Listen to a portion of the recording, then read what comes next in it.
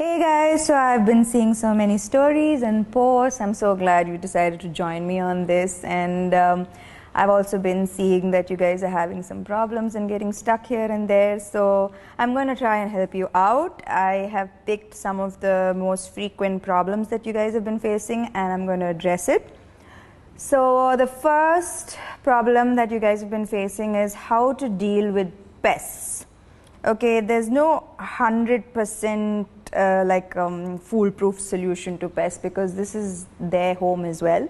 But there are some things that you can do to minimize the damage. I check on my plants every single day, and so that I catch these little tiny monsters very quickly, and I usually use like a mild 1% detergent or a 3% neem oil mixed with 1 or 2 drops of detergent. And if there are big pests like caterpillars, then you have to get handsy and remove them and pick them out. Yes, it gets a little icky, but yeah. Then if it's at a later stage of infection, then you'd probably have to cut off the infected branches and leaves, or use a higher concentrate of neem oil and the detergent. I hope this helps, but again, it's fine. If this happens, your plants will be fine, and you'll understand the mix of neem oil that is required to get rid of the damage. Then number 2, where can we procure good seeds?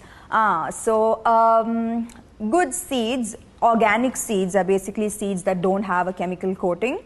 And usually if you if you visit your local nurseries and your local shops, that's where you get reliable seeds. And also, if it's trial and error actually with seeds. Experience is your best teacher with seeds. That's what I have realized. I can't really guarantee, but I think nurserylife.com is also a very reliable source. And the third question is, why are the roots rotting in germination stage? So this can be because your soil is not aerated enough.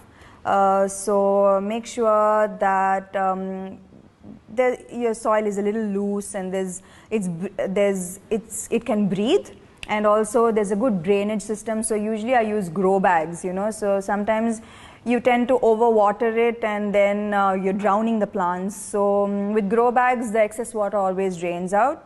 Again, use a healthy seed. So this should solve that problem. The fourth question, what are the best practices to gain maximum results during germination? I think I did this in the seeding video, is don't sow your seeds too deep, 1 or 2 centimeters, and keep them covered for a few days, for 3 days, and don't overwater. And after 5 days or a week, then you can shift them to direct sunlight. And you can also follow the video I previously posted. The fifth question, why do the leaves start shedding and leaf discoloration? Okay, so if the older leaves are getting discolored, this is absolutely normal. This is the normal aging process. But if the younger leaves are getting discolored, then it's usually because there's not enough nutrition. So I usually do a good mix of NPK every week for my plants, and with my hydroponics, my EC levels are usually at 2.2. Okay, more detailed version of this in the next video, but make sure that your plants are getting enough nutrition. And sometimes overwatering or underwatering can also cause this discoloration. Am I a pro now? Yes, I am. Sixth question, how to grow plants if the temperatures are too high? Yes, Hyderabad is going to get very, very hot soon, and I am definitely going to get a shade net. So a shade net like with a 50 to 70% coverage should help your plants and should prevent them from dying. But a shade net is going to be absolutely compulsory during the summer. What's the optimum growing conditions for plant growth? I think plants usually require 3 to 4 hours of sunlight. And that's good enough for most plants.